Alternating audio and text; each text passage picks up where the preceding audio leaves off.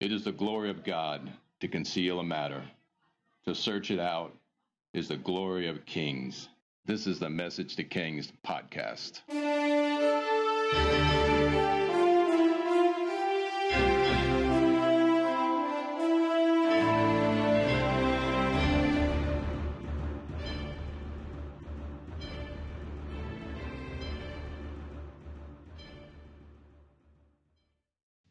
Episode 358, Intercession at Gethsemane. Matthew 26:36. Then Jesus came with them to a place called Gethsemane, and said to the disciples, "Sit here while I go and pray over there." And he took with him Peter and his two sons of Zebedee, and he began to be sorrowful and deeply distressed. Then he said to them, "My soul is exceedingly sorrowful, even to death. Stay here and watch with me." He went a little further and fell on his face and prayed, "O Father, if it is possible, let this cup pass from me. Nevertheless, not as I will, but as you will." Then he came to his disciples and found them sleeping, and said to Peter, "What? Could you not watch with me 1 hour? Watch and pray, lest you fall into temptation. The spirit is willing, but the flesh is weak." Again, a second time he went away and prayed, saying, "O my Father, if this cup cannot pass from me, unless I drink it, your will be done." And he came and found them asleep again, with their eyes were heavy. So he left them, went away again, prayed the third time, saying the same words. Then he came back to his disciples, and he said, "Are you sleeping and resting? Behold, the hour is at hand, and the Son of Man is being betrayed into the hands of sinners. Rise, let us be going. My betrayer is at hand." So what's going on here, right? I mean, Jesus just had his time with his disciples. He had the Last Supper. The last episode, it was Jesus' prayer for himself, believers and future believers. So what's going on here? Why now is Jesus praying again, right? It all kind of, I could sum it up with this one statement. I've heard it said, I don't have a full-on scripture perfectly. There's probably a whole set of scriptures that define this, but nothing truly on earth happens without prayer. It starts in the spirit, and the physical actions are a consequence of something in the spirit, which could be magnified or caused by prayer. What happens next defines what happens here. What happens next is, and that'll be for a future episode, but Judas comes, betrays him with a kiss. The Jewish authorities and the Romans take Jesus, and then he ends up standing before Caiaphas. There's the mock trial. Then he stands before Pilate, and then he's beaten, tortured, and the people cry out for his crucifixion, and then he goes to the cross. And he's dead for 3 days, or not really dead for 3 days, and he rises on the third day, resurrected, and he changes the course of history. So if nothing truly happens in this world without prayer, of course, this moment right before he's turned over to be beaten, gone on trial, to atone for all the sins of all mankind, this is his moment alone with God. This is his moment of intercession. There could be a battle going on in the spirit with the devil right here. I love this scene in The Passion of the Christ. It's the beginning of the movie, and he puts his foot down on his serpent and crushes it. And it's symbolic of this moment. This is the death of the serpent in the spirit. This is the intercession. This is Jesus. He prayed for himself and believers and future believers. I think he prayed over, that was in the last episode, I think he's praying for tomorrow. When you go to bed and you thank God for this great day and help us with tomorrow, this is Jesus praying over tomorrow. It just happens to be the most important day in world history. Right? Like, no wonder. Like, I've read this couple many times actually, and I'm just reading it and I'm thinking, why is he sweating blood? Why does an angel show up? Why does he say what he does to his disciples, and why is he exceedingly sorrow even to death? Because death is tomorrow. He's facing it in the spirit. He's tasting of tomorrow in his intercession. He's taking on the day that's the most important in world history and prayer. It's that simple. It's that simple. Couple key things. Matthew 26, 36. It says, then he said, it's at 38. Then he said to them, my soul is exceedingly sorrowful, even to death. Stay here and watch with me. So he knows. It's like the language probably isn't very good here. Greek would be better. I don't know Greek. I could cross-reference it, but the point is he's tasting of tomorrow, and he has this, the world would call it premonition or a feeling, but he knows from the foundation of the earth that this is the most important day in world history. And we can't miss the fact, and the church fathers said it so perfectly, he is fully man and fully God. He never sins, and that's what makes Jesus' atonement so perfect. He was a sinless, spotless, perfect lamb. It doesn't mean he believed and agreed with fear, but it meant there was a lot of it being thrown at him. There was a lot being thrown at Jesus. We find out later with his beating and the crucifixion, and he actually dies. I think he actually dies before the other prisoners who are next to him. A lot of that's from the blood loss and the excessive beating he received. But it's also due to the sins of the world and the weight of it that slams upon him. But I think his suffering started here. He faced it spiritually. And there's no other reason for him to say, take this from me if there's any other way. So he's feeling the pain almost prophetically the day before. It's almost as if he's taking the pain from tomorrow because he's taking it on now. There's some science to it, that pain, a lot of the pain that we experience in injury is real, but a lot of it can be attributed to fear. And fear can heighten pain, and fear can magnify the pain when a person suffers an injury, especially if they're suffering another one. It's that fear, and perhaps he's tackling that early, getting ahead of it. Not that he had a painless death. That's not at all what I'm saying. But he's grappling with the tomorrow, and tomorrow is the day of his death. And he's just imagine without the spiritual component, if you knew you were going to die tomorrow, what would you? Tomorrow you'd be a sacrifice for someone. What would you do? What would you handle? How would you handle it emotionally? And Jesus is tackling all of it, the spiritual, the emotional, the physical. In no way will he be surprised with tomorrow. He'll be ahead of it. I know I go into business meetings, and if I'm ahead of it, I feel confident that, so you go into a job interview. You prepare yourself.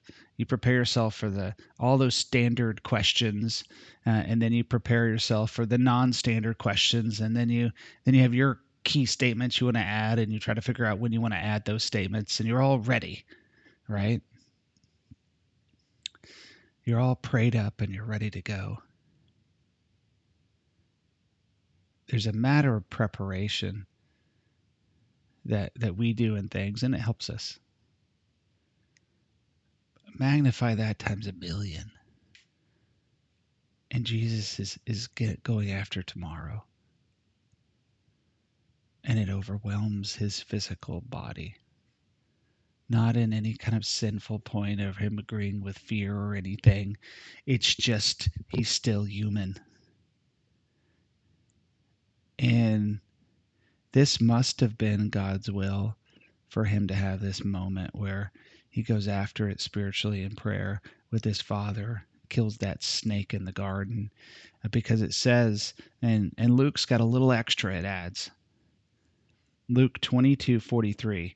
Then an angel appeared to him from heaven, strengthening him. And you have to believe, because that's the same language that happened right after the intercession when he was tempted in the desert wilderness after he got baptized. So here he is. He just faced the devil in prayer. He faced the devil over tomorrow. It's still going to happen. He's still going to die.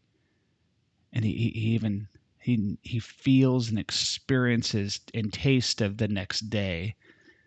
And his physical body, instead of calling on those angels and canceling tomorrow and everything, he just says, Father, let your will be done. If there's any other way, let it be. Otherwise, let it be your will. And then an angel strengthens him and stands with him. Only Luke adds that. Mark or Matthew written to Jews, but Luke written to the Gentiles, almost to the Romans, adds the angel, adds a supernatural element here that you don't normally see, and realize that here in the garden an angel shows up to strengthen him, because like a fast, the first time an angel almost with the same language recognizes and strengthens Jesus after his fast, Jesus was drained. He was absolutely drained, and he must have faced off with the devil again at the beginning of the ministry, at the end of his earthly ministry. He's not going to do any other miracles. Actually, he will. He'll fix that guy's ear pretty soon. But generally speaking, it's the end of his earthly ministry. Of course, the cross finalizes it and everything. So the angel shows up, strengthens him, and you would think it's over then, right? But then Luke 22:44 says, and being in agony, he prayed more earnestly. So it was God's will and purpose in this moment for him to go after something in prayer. It's like he rebuked the devil and all of his fears, faced any final temptations, and like that scene in the Passion of the Christ, he crushes that snake. Angel strengthens him, and now he prays more. And he just prays more earnestly, faithfully, with vigor. The guy must have been vigorously praying. So vigorously praying, it says these crazy words. Then his sweat became like great drops of blood falling down to the ground. It's a rare medical condition. It's happened before. But to me, without quoting some medical book, I would just say simply that he exerted himself beyond his physical capacity. Things were bursting in his body. Something was erupting inside of him, causing blood to come forth. It was that intense. His prayer for the greatest day in world history. Oh, I've prayed heavy before, but nothing close to this. Nothing close to this.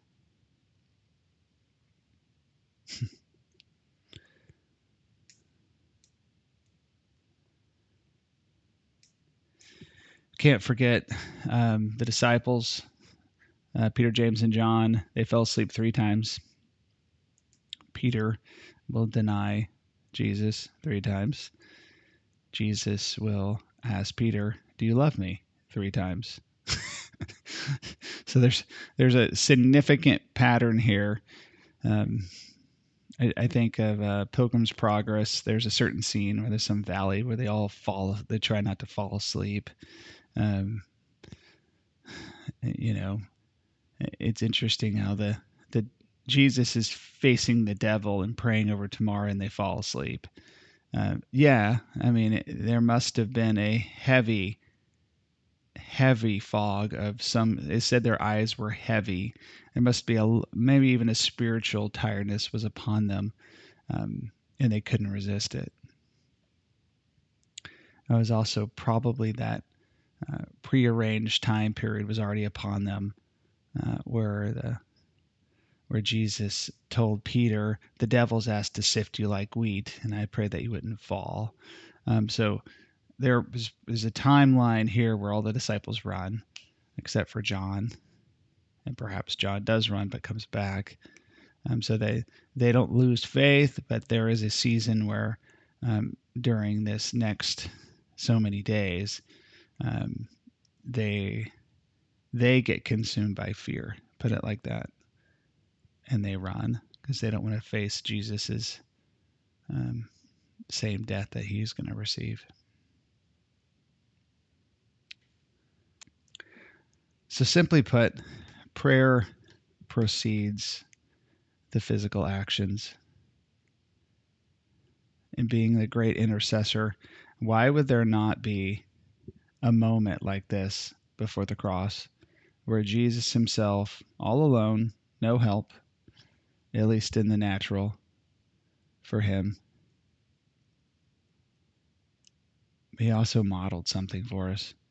He told the disciples, "The spirit is willing, but the flesh is weak." Isn't that true? The spirit is willing, but the flesh is weak.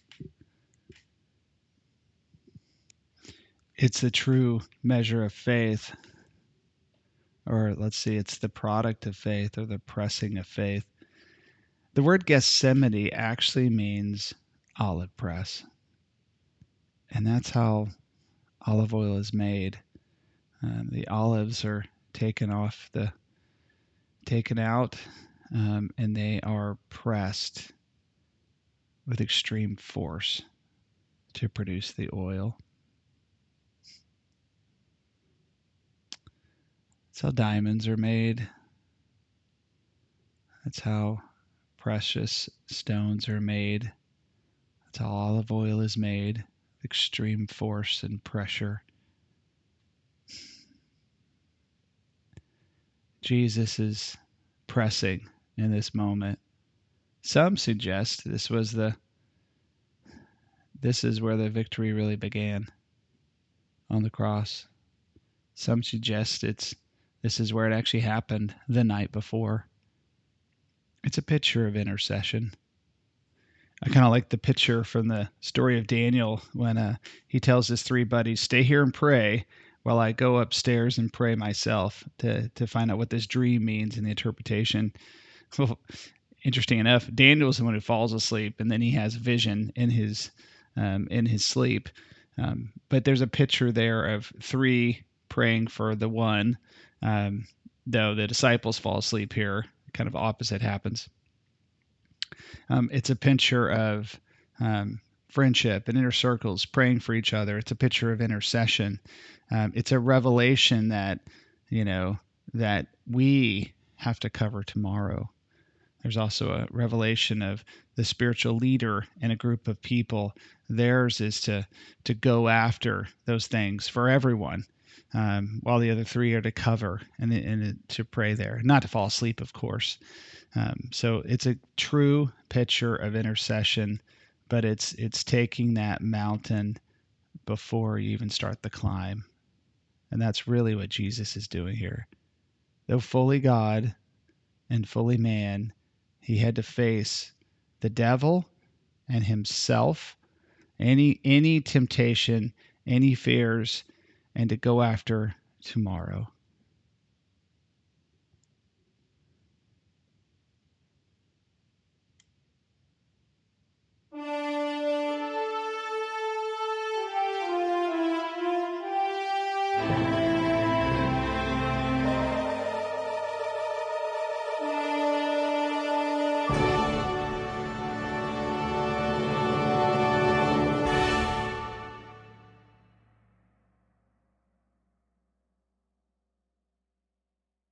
Thanks for joining us for this episode of Message to Kings. Feel free to check out the website, messagetokings.com, or if you want to chat, email us at messagetokings@gmail.com.